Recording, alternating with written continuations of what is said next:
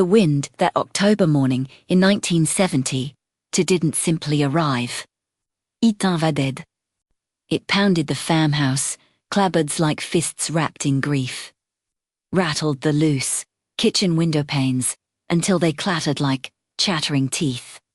And seeped through every crack and seam until the entire house seemed to breathe with its short, ragged, unwilling breaths. Above the well yard, the old windmill turned in slow, protesting circles, each revolution grinding rusted metal against rusted metal in a low, mournful creak that mirrored the sound Margaret Hollis had carried in her chest since Monday afternoon. She stood at the kitchen window, both palms pressed hard against the scarred oak counter, until the wood groaned. Her fingers splayed wide, nails bitten short, from years of scrubbing pots and weeding. Now digging into the grain as though sheer will could hold all 400 acres in place. Beyond the glass, under a sky the dull grey of week-old dishwater, the Missouri bottomland stretched, in every direction silent, heavy, accusing. The soybeans hung swollen and golden, pods bowed under their own ripeness like mourners, too exhausted to stand straight. Along the creek, the corn stood tall and rigid, leaves rustling in the wind like dry pages turning in a book no one wanted to finish. Every row leaned toward the farmhouse. Every stalk seemed to murmur the same merciless arithmetic: 2 weeks, perhaps 10 days.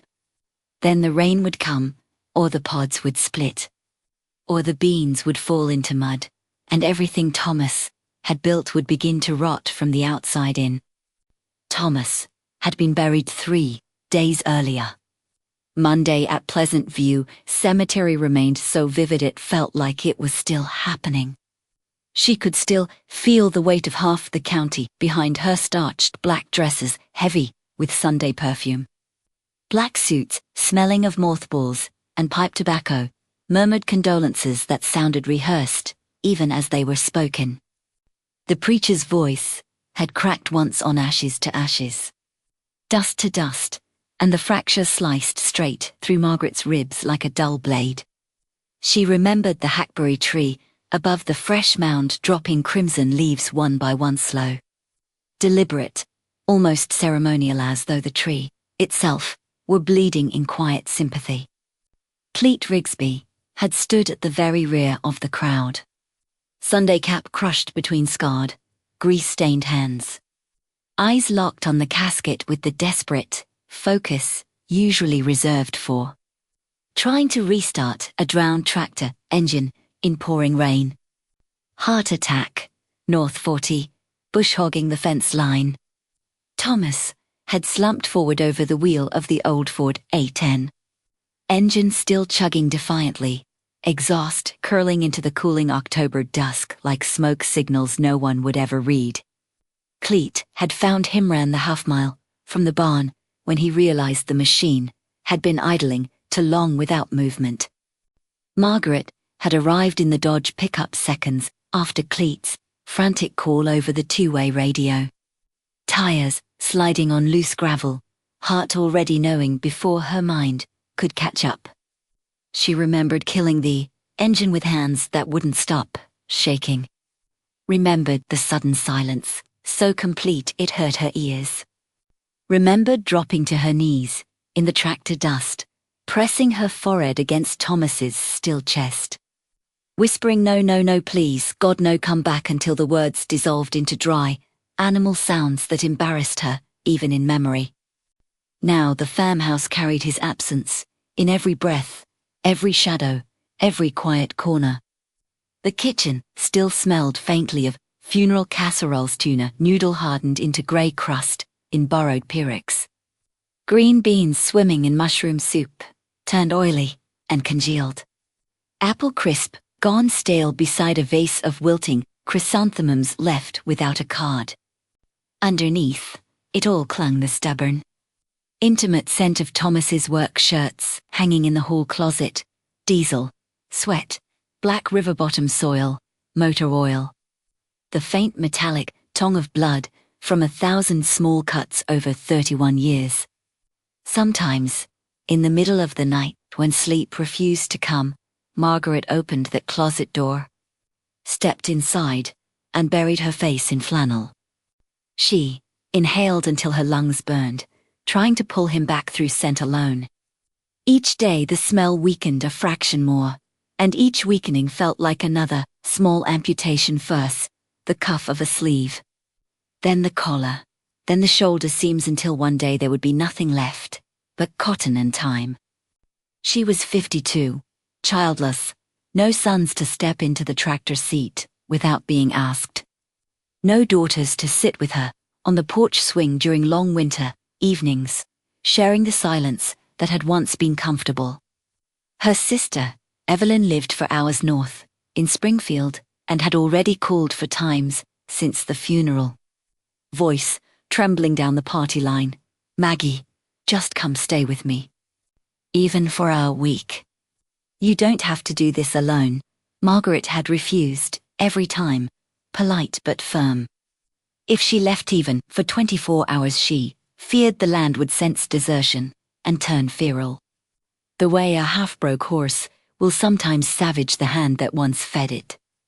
Her life with Thomas had been the quiet half of farming the kitchen garden behind the house with its neat rows of tomatoes, pole beans, sweet corn, and zucchini. The canning kettle steaming on the stove, in August, until the windows fogged. The quilts pieced together during long winter afternoons, while Thomas repaired machinery in the shed. The suppers ready and hot when the men came in at dusk, smelling of diesel and honest dirt. She had never once questioned that division of labor. It had felt natural, safe, right. She had been the hearth. He had been the field. Now the hearth felt cold and the field felt like a grave. The bank note came due in March 18,000 for $100 principal and interest. Money they had borrowed in 68 to buy the second combine and the new grain bin. Thomas had signed the papers with his usual neatsid, promker they'd quitter work.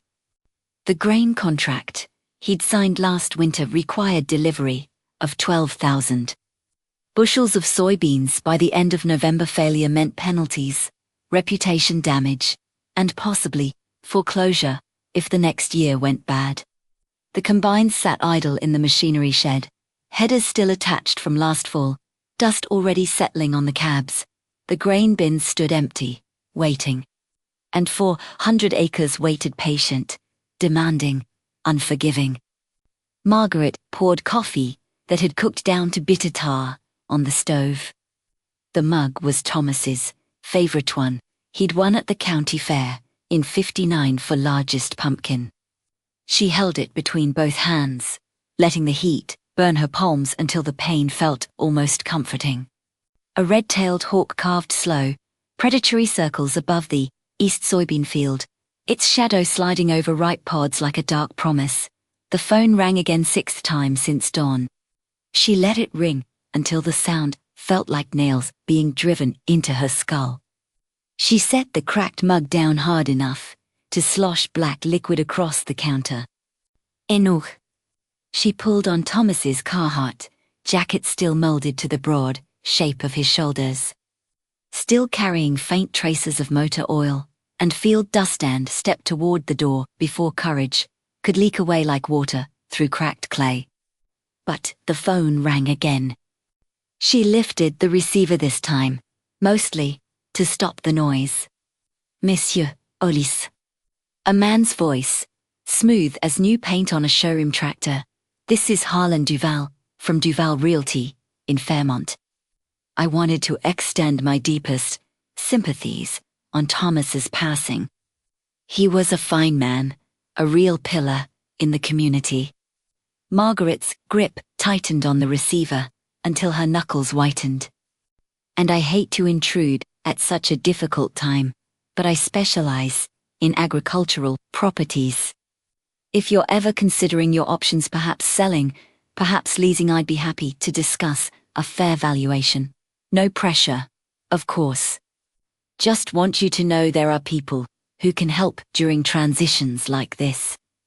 The words landed like stones, in still water. Ripples of anger spread outward from her chest. She hung up without speaking. The silence rushed back in, louder than the ringing had been. She stood there a long moment, breathing hard through her nose, then walked out into the wind. Cleet was already in the machinery shed, greasing zacks on the big International Harvester 915, combined with the slow, almost reverent motions of a man performing last rites. He looked up when her boots crunched on the concrete floor. 19 years he'd worked this place. 19 years of quiet, uncomplaining loyalty. His face was ploughed deep with time and weather. The left ear still rang from the 51 rollover that had nearly killed him and left him half-deaf on that side. Meiga Cleet. Her voice cracked on the first syllable like dry wood. She swallowed hard. I need you to teach me. Not just how to run the machine, everything. How to keep this farm breathing. How to make it through winter. How to make it through next year. I won't let it die with him. Cleet studied her for a long, measuring moment. Then he glanced toward the county road where a white Chevy with official plates idled near the mailbox, driver staring openly. Harlan Spence was by yesterday afternoon, he said quietly. Asked if you'd thought about leasing the ground, said he'd be back. Let Harlan Spence burn, Margaret answered, and the venom in her own voice surprised her. Show me the oil dipstick. Start there. Cleet's mouth twitched something between grief and the ghost of a smile. Yes, ma'am. For the next 3 hours they moved through the shed like to people performing a ritual they both understood but had never spoken aloud. Cleet spoke slowly, patiently, without condescension, as though teaching a child to read the Bible for the first time. Hydraulics, belt, tension and deflection, hour meter, readings, grain tank moisture, thresholds. The way a plugged header could seize the entire machine if you didn't watch real speed on uneven ground. Margaret's hands turned black with old grease. Her lower back began a steady, throbbing fire. She wrote everything down in a cheap, spiral notebook she'd grabbed from the kitchen drawer pages, already curling from the humidity of her sweating palms, handwriting growing shakier with each line. Every fact felt like a brick being laid in a wall. Every note felt like defiance, shouted into the wind. They broke at noon. Walking back toward the house, Margaret saw them waiting in the driveway, a silver Oldsmobile polished to showroom gleam. A Ford F-250 with a magnetic sign reading Tate Land and Cattle, honest deals since 1948, and now a third vehicle, a new Dodge Ram 3500, chrome accents catching what little light broke through the clouds. 3 men stood waiting. Raymond Tate on the bottom porch step, cap already in hand, smile practiced and empty, as a politician's promise. Derek Lansing leaned against the olds, cigarette glowing between, to manicured fingers. Tan suit jacket unbuttoned to show a crisp white shirt, and a bolo tie, with a small silver longhorn clasp. The third man was younger, early 30s. Aviator, sunglasses, even though the sun was barely visible. A crisp button-down tucked into pressed khakis, boots to clean, to have ever walked a real field. He carried himself with the easy confidence of someone who had never lost sleep over a banknote or a broken pump. The young one spoke first, stepping forward with his hand extended, as though this were a Rotary Club luncheon instead of an invasion. Mrs. Hollis, I'm Jared Caldwell. I represent Heartland AgriCorp out of Omaha. We're aggressively expanding our footprint in Missouri bottomland high-quality operations. Like yours are exactly what we're looking for. Margaret did not move to shake his hand. She stayed on the top porch step, arms crossed tight across her chest, refusing to come down to their level. Raymond cleared his throat.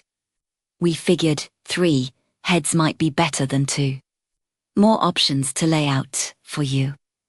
Derek exhaled smoke sideways, slow and deliberate. No pressure, ma'am, just conversation. Margaret's voice came out flat and cold. I already told you to. I'm not interested in conversation. Jared lowered his hand, but didn't retreat. His smile stayed in place, patient, professional, utterly false. I understand this is an extraordinarily difficult time. Losing a husband, especially one as respected and capable as Thomas Hollis, is devastating. But the reality on the ground, Mrs. Hollis, is that 400 acres is an enormous responsibility for one person to shoulder. Equipment maintenance costs, skyrocketing, input prices, fertilizer, seed, chemicals, weather risk, labor shortages. It's not the same world it was in the 50s or 60s. Family farms are consolidating for very good reasons. Efficiency, scale, survival, histli, almost kindlai.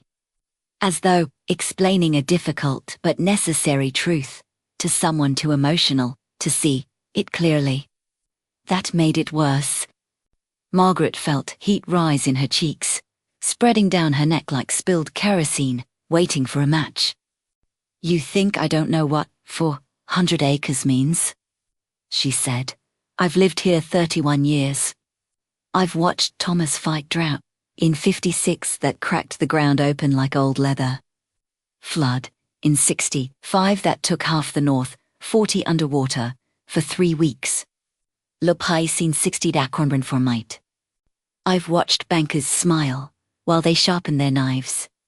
And I've watched my husband come in at midnight with his hands bleeding from fixing what the daylight couldn't. Don't stand there in your clean boots and pretend you're educating me about farming. Raymond raised both palms in a placating gesture. Nobody's saying you're uneducated, Mrs. Hollis. We're saying you're alone now, and alone is dangerous in this business. One bad season, one drought, one flood. One early freeze, one major breakdown. You can't fix yourself, one market dip when beans go to $3 a bushel instead of 6 and the bank steps in. We've seen it happen to many times, widows especially. They don't have the network, the relationships with dealers, mechanics, lenders, the capital reserves to weather a storm. Derek nodded solemnly, tapping ash from his cigarette. That's exactly why a lease arrangement makes the most sense. You keep the house, keep the memories, keep the windmill turning over the well you both loved. You get a monthly check deposited like clockwork, predictable, no surprises.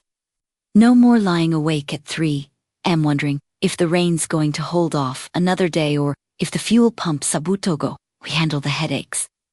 You get to rest. Rest, Margaret repeated. The word tasted like ash on her tongue. You want me to rest while strangers drive my husband's tractors over his land. While they decide what hybrid corn to plant in fields he broke his back to clear. While they turn 31 years of his sweat into another quarterly report for shareholders in Omaha.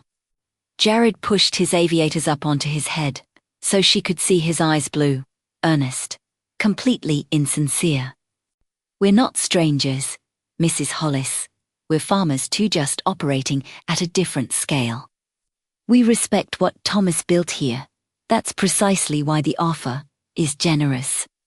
Cachet franc, or structured payments over 5 years, whatever works best for your situation.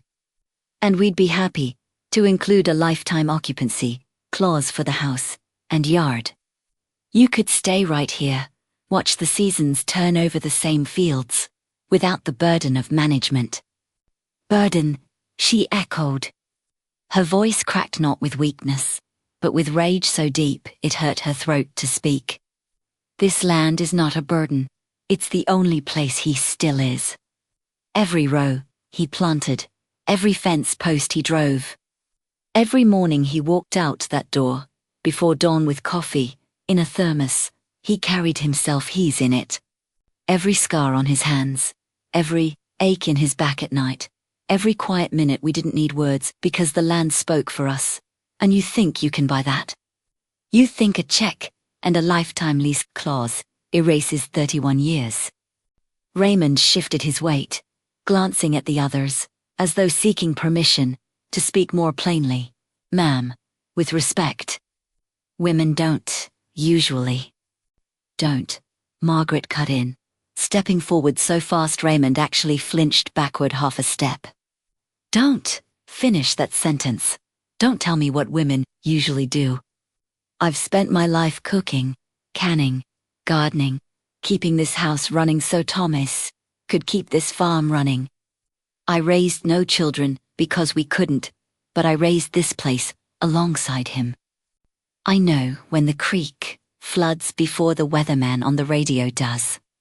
I know when the beans are ready a day early because I can smell it in the air. I know which fields hold water too long in spring, which ones dry ice. Festin dans me. Porch, in your clean shirts, and tell me what I can't do, because I'm a woman.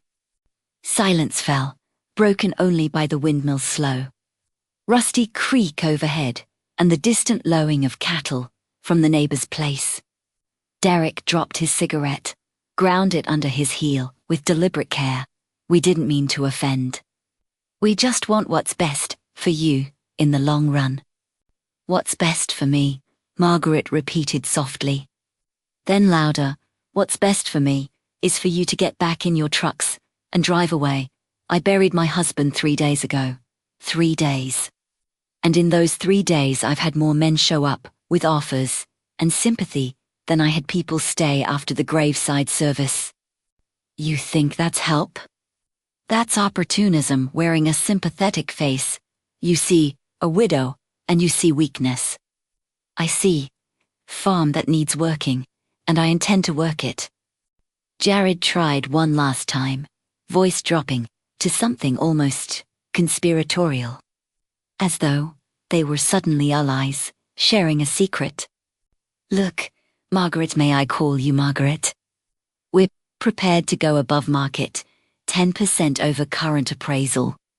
Cash wired within 48 hours. You'd never have to worry about money again. You could travel, see your sister in Springfield more often, live comfortably without the constant pressure.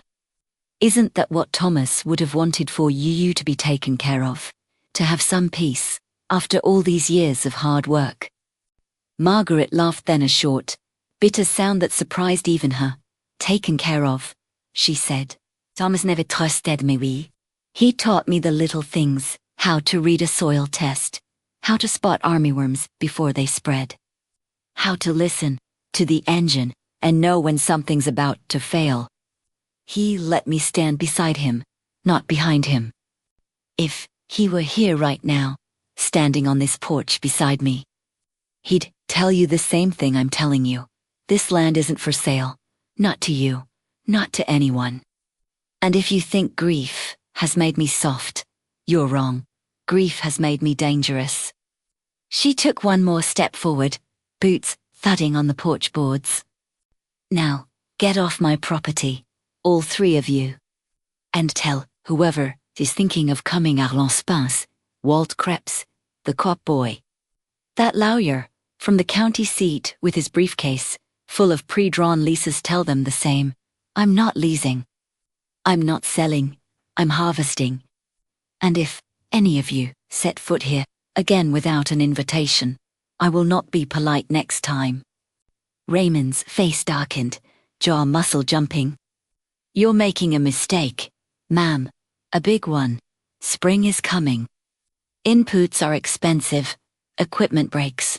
You'll see, maybe, Margaret said. But it's my mistake to make, not yours. Jared shook his head slowly, almost pityingly. Time will tell, Mrs. Hollis. Time always tells. Derek was already turning toward the Oldsmobile, shoulders stiff. You're cool, but don't wait too long. Markets change. Offers disappear. Opportunities close. They climbed into their vehicles. Engines started one after another. Gravel spun in angry arcs as they pulled away, first the Dodge, then the Olds, then Raymond's pickup bringing up the rear like a reluctant rear guard. Margaret stood on the porch until the dust settled completely. Until the only sound left was the windmill creaking overhead and the distant call of a crow from the fence line. Her knees felt weak. Her chest ached as though someone had driven a stake through it. Tears burned behind her eyes but did not fall. Beneath the exhaustion, beneath the grief, something hard and bright was taking shape, inside her something that felt dangerously close to resolve. She wasn't broken. Nor yet. She turned back toward the machinery shed where Cleet was waiting, rag in hand, watching her with quiet, steady eyes that had seen too much and said too little. She walked down the steps, boots crunching gravel, and headed straight for the combine. The sixth morning dawned under a sky heavy with unshed rain. The air thick and still, as if the world itself were holding its breath. Margaret Hollis woke with a sob, trapped in her chest, the remnants of a dream where Thomas had been alive again, standing in the kitchen doorway. Mud on his boots, that quiet smile on his face as he asked if supper was ready. She reached for him in the dream, her fingers brushing his sleeve. But he faded like smoke through her grasp, leaving only the cold emptiness of the bed and the crushing weight of reality pressing down on her ribs. Tears came then, hot and unbidden, soaking the pillow that still faintly smelled of his hair oil. She let them fall this time, not fighting, not swallowing them back. Grief was a wild thing inside her, clawing at her insides, demanding to be felt. It wasn't just the loss of Thomas. It was the shattering of the life they had built, the way every corner of the house echoed with his absence, the way the land outside seemed indifferent to her pain. She curled into herself, body shaking with silent sobs, his jacket clutched in her fists like a lifeline. How could the world keep turning when her heart had stopped? But the sobs ebbed eventually, leaving her hollow and raw. She forced herself up, leg steady, and Spaldranto evaded from her eyes. The mirror showed a woman she barely recognized. Lines etched deeper, around her mouth, shadows under her eyes that spoke of nights spent wrestling with ghosts. Yet beneath the exhaustion flickered something new, a spark of defiance, born from the previous day's solo triumph. 31 acres, alone, for him. She pulled on the jacket, the familiar weight settling over her shoulders like an embrace. Downstairs, she made coffee strong enough to burn away the fog in her mind and stood at the window watching the windmill. Its slow, relentless turn reminded her that time didn't pause for broken hearts. The fields waited, soybeans heavy and golden, whispering promises of survival if she could just endure. Cleet's note from yesterday was still in her pocket. She touched it like a talisman as she crossed to the shed. The combine loomed there, silent, sentinel of her transformation. She ran her hand along its side, feeling the cool metal, the faint vibration of potential energy. This machine had been Thomas's domain, his companion through seasons of plenty and drought. Now, it was hers to conquer or be conquered by. The pre-check was ritual now. Tires, lugs, skids, belts, chains. Her hands moved with growing surety, but each adjustment stirred a fresh wave of emotion. Tightening a lug bolt, she remembered Thomas's strong fingers doing the same, his low whistle when something was off. Checking the concave, she felt a pang of loneliness so sharp, it stole her breath. How many mornings had he done this alone, never complaining, carrying the weight so she wouldn't have to? Rage bubbled up then, hot and unexpected. At the men who had come knocking with their offers, assuming she was too weak, too fragile to carry on. They didn't know the fire that grief could forge. She climbed into the cab, the seat molding to her body now. The engine started with a roar that drowned her thoughts, vibrating through her bones like a battle cry. Header down. PTO engaged. Forward. The first pass was flawless, the header slicing through the crop with precision, but on the second, doubt crept in. The engine lugging slightly on an incline, and for a split second, panic seized her. What if she broke it? What if she failed him? Her hands tightened on the wheel, knuckles white, heart pounding. Tears blurred her vision, but she blinked them away fiercely. No, she whispered aloud, voice lost in the noise. Not today. No hiver. She adjusted the speed, felt the machine respond, and the panic ebbed into a quiet resolve. Each acre cut was a defiance of her grief, a reclamation of her life. By noon, 15 acres lay in stubble behind her. She stopped to unload, watching the grain pour into the truck like golden tears. The sight brought a lump to her throat. Thomas would have been proud. No, he was proud. She felt it in the wind that brushed her face, in the hawk circling overhead. The afternoon brought a minor crisis. The clean grain elevator chain began rattling. A loose link threatening to snap. Margaret shut down, climbed out, and knelt in the dirt. Her hands blistered, cracked, filthy trembled as she inspected it. Fear clawed at her, alone, with rain clouds darkening the horizon. What if she couldn't fix it? The loneliness hit like a wave, crashing over her, making her chest ache with the void where Thomas should have been. Chiclole, bréaté deep, remembered, trust your hands. She loosened the tensioner, realigned the chain, tightened it back. It took 40 minutes, sweat mixing with tears on her cheeks. When she restarted the engine and the chain ran smooth, a sob escaped her relief, triumph, exhaustion all tangled together. She had done it, alone. By dusk, another 20 acres done. 51 total for the day. She parked the combine in the shed, legs shaking as she climbed down. The rain started then, soft at first, then harder, drumming on the tin roof like applause. Margaret stood in the doorway, letting it wash over her face, mingling with her tears. Grief and joy intertwined in that moment, the joy of survival, the grief of doing it without him. I did it, Thomas, she whispered to the storm, for us. That night, the house felt less empty. She sat at the table, new notebook open, and poured out her soul. Daisis fixed the elevator chain, alone, shaking hands, but it held. 51 acres, beat the rain by an hour. Cried, in the cab today.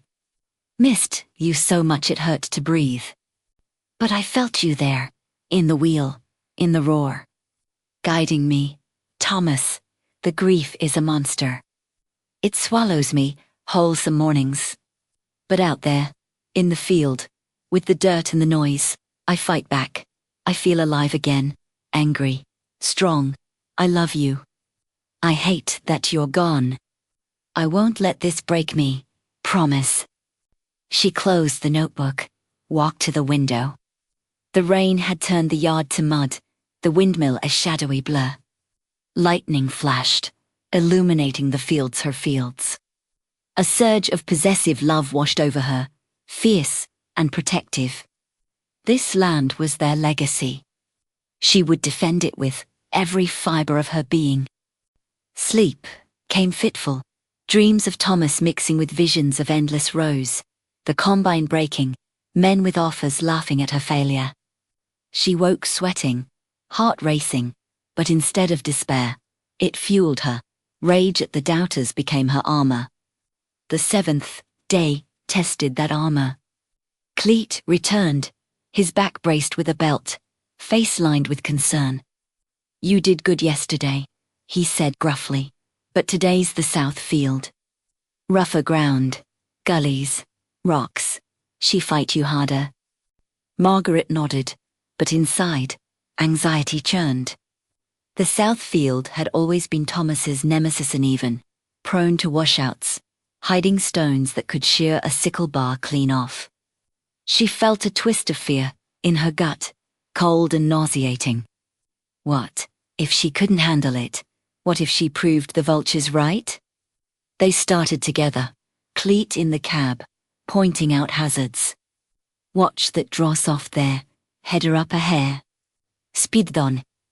Margaret navigated the first gully, the combine tilting, her stomach lurching. Panic rose, sharp and bitter, in her throat. Memories flooded, Thomas cursing under his breath after hitting a rock. Coming in with a bent guard, his frustration masking deeper worry about costs they couldn't afford. She gripped the wheel harder, jaw set, refusing to let the fear win. Mid-morning, it happened. A hidden boulder clipped the header. The sickle screeched, metal on stone, the machine shuddering. Margaret killed the PTO instantly, but the damage was done. 3 knife, sections mangled, guards bent. Her heart sank, despair crashing over her like a cold wave. Tears pricked her eyes. Damn it, she whispered, voice breaking. Failure tasted like ash. How many times had Thomas fixed this? And now, with the harvest clock ticking, she had let it happen. Cleat climbed down with her. Not your fault. Grounds mean here, but it felt like her fault. Grief amplified it, the sense that she was unworthy, that without Thomas, everything would crumble. She knelt in the dirt, tools shaking in her hands, fighting back sobs. The loneliness was suffocating. No one to share the burden, no strong arms to lean on. Cleat handed her the punch. Fix it, like I showed you. She did, one section at a time. Hands steadying as she worked, each bolt tightened pushed the despair back a little. By the time it was done, sweat and tears mixed on her face, but the fire had returned. I won't let this stop me, she muttered, more to herself than Cleat. They continued. She learned to read the ground better, feel the subtle shifts in vibration that warned of trouble. By afternoon, the south field began to yield to her will. Each pass was a small victory, chipping away at the doubt. That evening, 40 acres cut despite the setback. Cleat clapped her on the shoulder first time he'd touched her in 19 years. You're a farmer now, ma'am. Thomas woulda said so himself. The words pierced her, bringing fresh tears. Pride swelled, mingled with aching longing. She nodded, not trusting her voice. Night brought deeper reflection. In her notebook. Day 7, hit a rock, broke 3 sections. Felt like the end of the world, fixed it, kept going, 40 acres. The fear almost won today. Grief makes everything heavier. But I remembered your voice. Thomas, land don't quit on you, if you don't quit on it. I'm not quitting. For you. For us. For the woman I'm becoming. The rage helps. At the men who thought I'd sell. At the world that took you. It burns, but it keeps me warm. I love you more every day. It hurts, but it's real. The 8th day blurred into the 9th, emotions layering like storm clouds. Mornings of bone-deep weariness, where getting out of bed felt impossible, grief pinning her down like a physical weight. Afternoons of exhilaration, as the combine hummed perfectly, the grain flowing, a sense of power surging through her veins. Evenings of quiet despair, the house to silent, the bed to cold, loneliness wrapping around her like fog. On the 9th, a phone call interrupted her, in the field. She stopped the combine, answered the portable radio phone Cleat had rigged. It was her sister, from Springfield, voice laced with concern. Maggie, honey, are you sure you can do this? Come stay with us. Sell the place. It's too much. The words ignited fury white hot, blinding. Too much. Margaret snapped, voice shaking. This is everything we built. I won't run. She hung up, tears streaming, rage propelling her back into the cab. She pushed the machine harder that day, cutting 55 acres, proving to herself. Toersis, toze gost kodend. By the 10th day, the harvest was nearly complete. Emotions crested, exhaustion so profound, she hallucinated Thomas, standing at the field edge, waving. Joy, when the last row fell, the tank full one final time. Relief, as she unloaded, the grain elevator check in her pocket, a tangible victory. But victory was bittersweet. As she parked the combine, shut it down, the silence hit hard. No Thomas to share the triumph. Tears came freely now, sobs racking her body as she leaned against the machine. Grief for what was lost, pride in what she'd gained, love eternal for the man who had taught her strength without knowing it. Cleet found her there, said nothing. Just sat beside her on the step until the sobs quieted. You did it, ma'am, he said softly. We did, she corrected, voice hoarse. That night, in the notebook. Day 10, finished, all for 100 acres. Cried like a child at the end, missed you so fiercely, it felt like dying again. But I survived, we survived. Thomas, your love is the fire in my veins, your absence is the hole in my heart. But I'm filling it with dirt, with sweat, with the land you loved. I'm not the woman I was, I'm more, because of you. Forever yours. The windmill turned outside, an eternal witness to her transformation. Margaret Hollis had buried her husband, faced her demons, and emerged forged in the crucible of grief and grit. The farm lived. Sodice. The 11th day of harvest arrived like a thunderclap that hadn't yet broken. The sky hung low, the color of old pewter bruised with the promise of violence. Pressing down on the Missouri bottomland until the air itself felt thick enough to chew. Margaret Hollis had not slept. Since 2 in the morning, she had lain rigid in the too-big bed.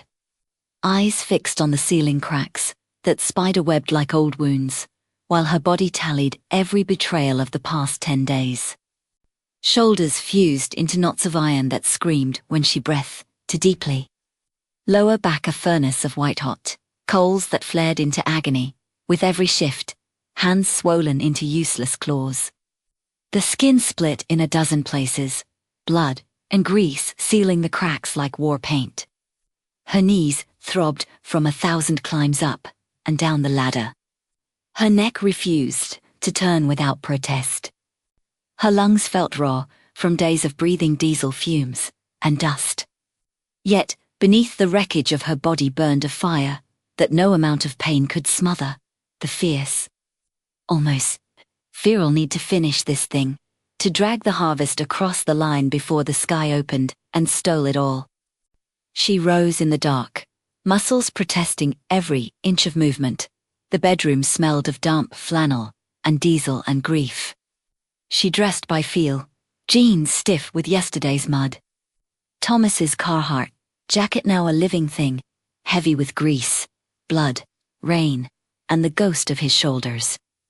She zipped it to her throat, buried her face in the collar, for one desperate second diesel. Old Spice, her own sour sweathand felt the familiar ache twist deeper. This does no longer just être a battlefield. A shroud, a shield. Downstairs, the kitchen was cold as a grave. She knelt, fed kindling into the wood stove, until flames licked upward, throwing orange light across the linoleum. The percolator hissed and spat like an angry cat. She drank the coffee black, scalding, letting it sear the fog from her mind and the tremors from her hands. At the window, she stood motionless, watching the windmill turn its slow, rusted circles against the grey dawn. Each creak sounded like a challenge.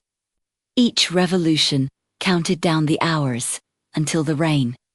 Each turn reminded her that the land didn't care about her pain, her grief, her exhaustion. It only cared if she worked it. By 6:30, she crossed the yard, boots crunching frost-rimed gravel. The cold bit into her cheeks, her fingers, her lungs. Cleet waited at the shed, thermos in one gnarled hand. The other, resting on the combine's flank like a man calming a nervous horse. He looked at her réally looked pale lightnish, neathered face, respect. Raw and unguarded, the kind that only comes after watching someone bleed for what they claim. South Field, he said, voice gravel scraped over stone. Mangru. Terrasse at LL throw, you sideways, gullies that'll suck the tires in, rocks hiding like rattlesnakes. You ready? Margaret met his eyes. Her voice came out low, steady, dangerous. I was born ready. He held out the keys. The metal was still warm from his pocket. Then take her. I'll shadow in the grain truck. Today, you're on your own. Her heart slammed against her ribs like a trapped animal. She had driven alone once ashort. Safe stretch, but this was war. 20 acres of heavy soybeans on ground that had humbled men twice her size. No second voice in the cab. No hand to steady the wheel. Just her, the iron beast, and the land that wanted to break her. She climbed the ladder, each rung a small defiance. The cab door groaned open. She dropped into the seat. Thomas's seat, and the grief hit like a sledgehammer to the chest. The wheel still held the ghost heat of yesterday's sun. The vinyl still cupped the shape of his hips after 31 seasons. She closed her eyes, pressed her forehead to the wheel until the cold metal bruised her skin, and whispered, raw and ragged, "Help me today. Just one more day, love. Please." She turned the key. The International Harvester 915 woke with a guttural cough that shook her bones, then roared into full-throated life. The vibration surged up through the floor, through the seat, into her spine, a living, furious pulse. It was the same roar that had carried Thomas through drought and flood, the same roar that had stolen him from her in the North 40. Now, it answered to her hands. She pulled the header lever. The 20-foot blade rose with a hydraulic hiss like a dragon drawing breath. Lowered it again, slow, feeling the skid shoes kiss the stubble with a soft, lethal whisper. Engaged the Piet, the Sikkelbarschen, the Riel spun, the auger turned. The machine came alive beneath her, snarling, hungry, unstoppable. She pushed the drive pedal. The combard, then steadier. She kept her foot light, eyes locked on the row. The header sliced into the soybeans. Pods burst like gunfire. Stalks fed into the feeder house with a greedy crunch. Grain poured into the tank in a golden, relentless stream. Fear rose in her throat, sharp, metallic, tasting of pennies. What if she hit a rock? What if the header bogged? What if she failed him now, when victory was so close, she could smell it? She gripped the wheel until her knuckles split open again. Not today, she snarled into the roar. No hiver. The first pass was ugly. Speed to high 5.1 miles per hour. The header bucked over a terrace, tailings littered with whole pods. She killed the drive, climbed down, heart thundering, and knelt in the dirt to adjust the concave. Her fingers black, bleeding, shaking, turned the bolts by feel. 1/4 turn, another. She climbed back in, restarted, and attacked again. Better, the sample cleaned. The flow smoothed.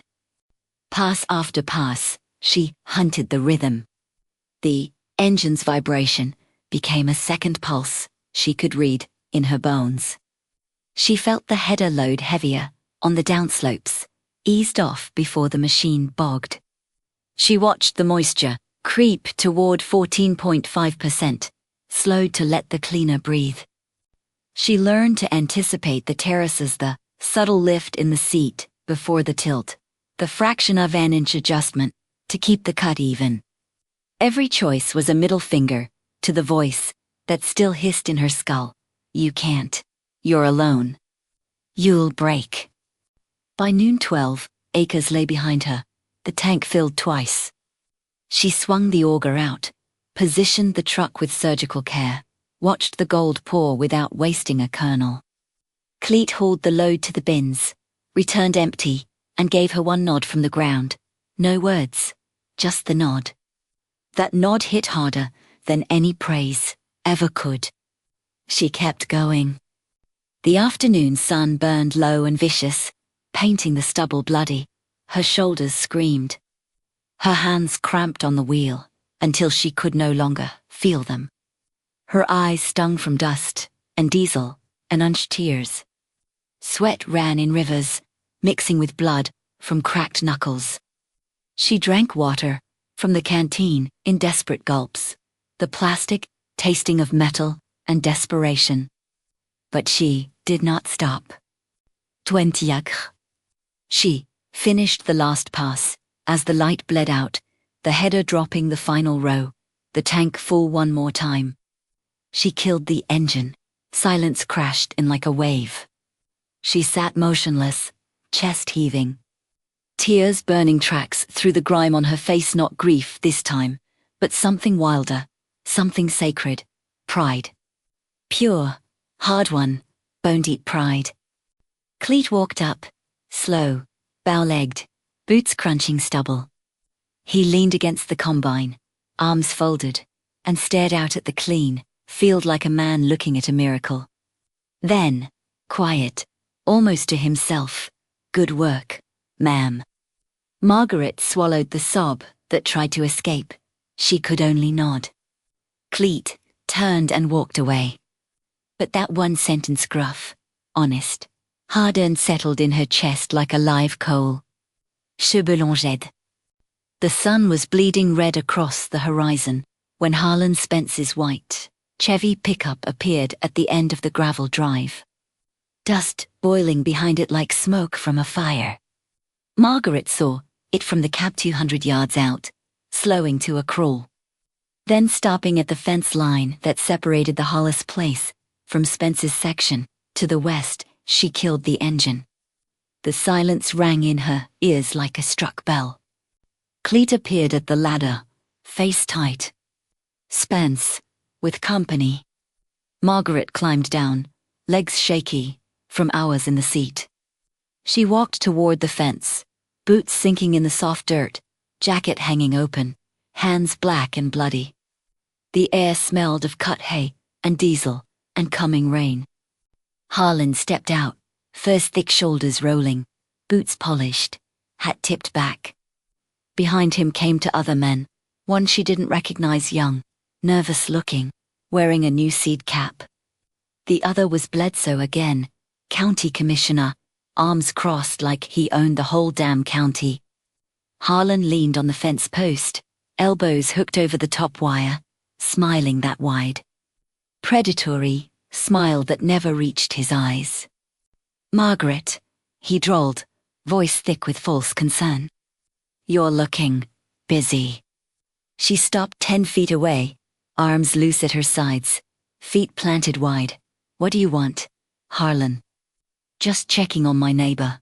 His eyes flicked to the half-cut field, then back to her. Heard the combine quit this morning. Thought you might need a hand. Or maybe a better offer now that you're seeing how hard this really is. The young man shifted uncomfortably, eyes darting between them. Bledsoe stayed silent, watching like a judge at an execution. Margaret's voice came out low, steady, dangerous. I fixed it. We're cutting again. You can see that. Harlan chuckled, the sound low and mean. Sure, but tomorrow's rain is gonna turn this place into a lake. You gonna run that old 915 in the mud? Or are you finally gonna admit this is too much for one woman? She took one step closer, The fence wire hummed between them. "I'm not one woman," she said. "I'm the owner. And I'm finishing this harvest, with or without your permission." Harlan's smile tightened. "Folks are worried, Margaret. Worried you're gonna lose it all. Lose the place. Lose everything Thomas worked for." The mention of Thomas's name hit like a slap across the face. Something inside her snapped quietly, cleanly, like a branch under too much weight. She stepped right up to the fence, close enough to smell the chewing tobacco on Harlan's breath, close enough to see the tiny veins in his eyes. "Thomas worked this land for 31 years, she said, voice so low it vibrated. "He never once asked your opinion. Never once needed your help, and neither do I. You want this ground. You'll have to wait until I'm dead and buried. Because, as long as I'm breathing, you don't get a single acre." Harlan's face darkened. The young man took a step back. Bledsoe spoke then, calm, official. "We're just concerned citizens, Margaret. The bank's watching, the co-op's watching. If you default—" "I won't default," she cut him off, voice rising for the first time. "I'll deliver the contract. I'll pay the note. And when premier d'eau you stand line west of the can't keep cowing."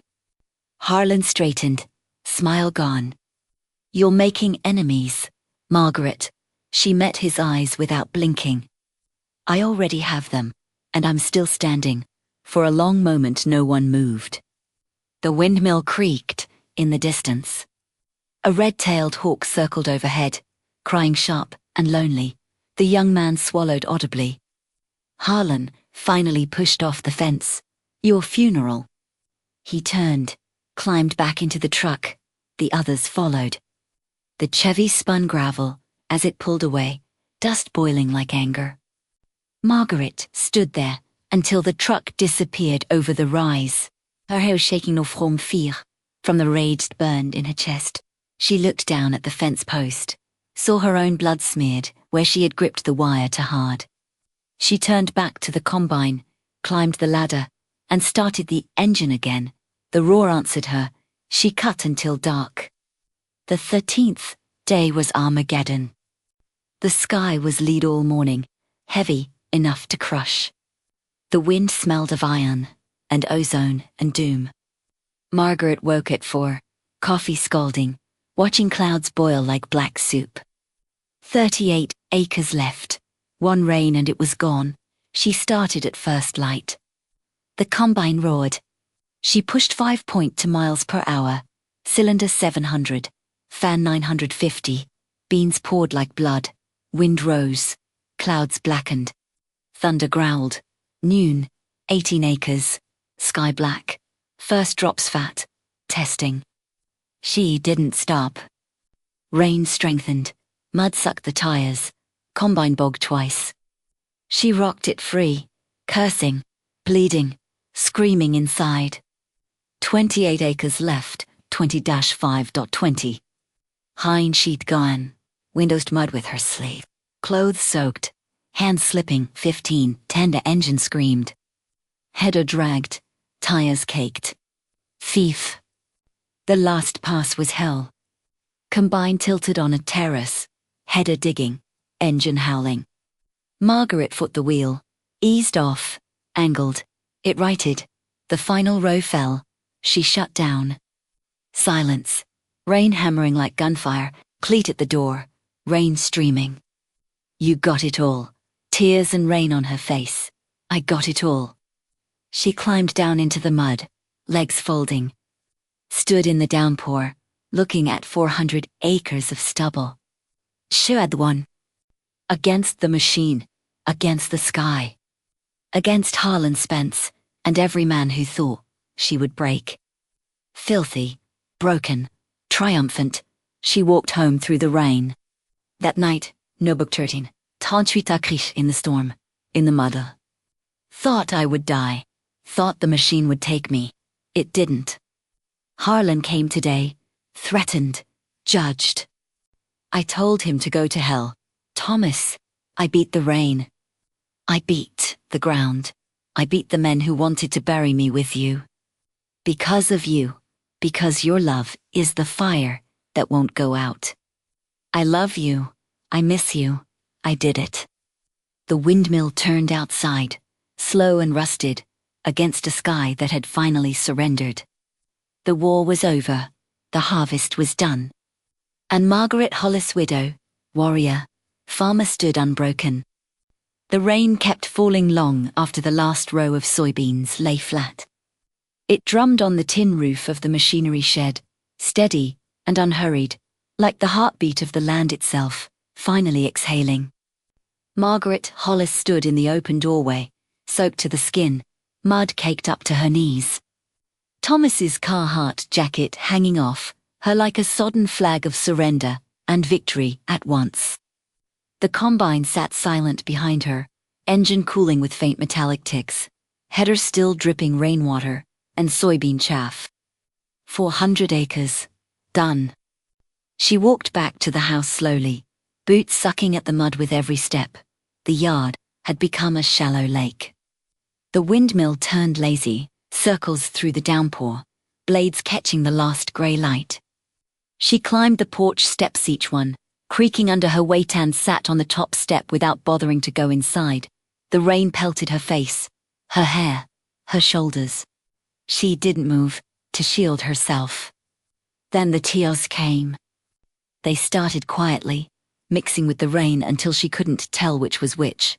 Her shoulders began to shake. The sobs rose from somewhere deeper than the ache in her back. Deeper than the cuts on her hands. Deeper than the hollow in her chest where Thomas used to live. She cried for the mornings she woke up reaching for him and found only cold sheets. She cried for the nights she lay awake listening to the windmill, convinced she would never be strong enough. She cried for the vultures Harlan, Spence, Bledsoe, Tate, who had circled with their offers and their pity. She cried for the combine that had nearly killed her and then saved her. She cried for every acre she had fought for, every adjustment she had learned by bleeding fingers, every moment she had felt Thomas beside her in the cab, even though he was gone. This was not weakness. This was release.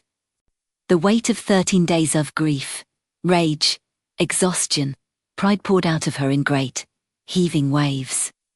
She cried until her throat was raw, until her eyes burned, until the rain began to ease and the sky lightened to a bruised lavender.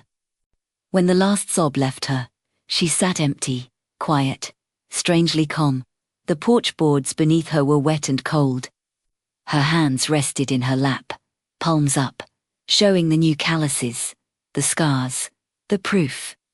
She looked out, across the stubble fields, silvered by the fading storm. Somewhere a hawk called sharp, solitary, alive. I did it, she whispered to the empty yard, to the windmill, to Thomas. We did it. She stayed on the porch until the rain stopped completely and the first stars appeared, faint and uncertain. Only then did she rise, stiff and aching, and go inside to change out of her sodden clothes. The next morning, Monday. 2 weeks, and 1 day after Thomas's funeral, she, dressed in clean jeans and a pressed shirt she hadn't worn in years. The shirt was Thomas's, too big across the shoulders, but she rolled the sleeves and tucked it in. She combed her hair, washed the last traces of mud from her face, and looked in the mirror. The woman staring back was older, harder, eyes red-rimmed but steady.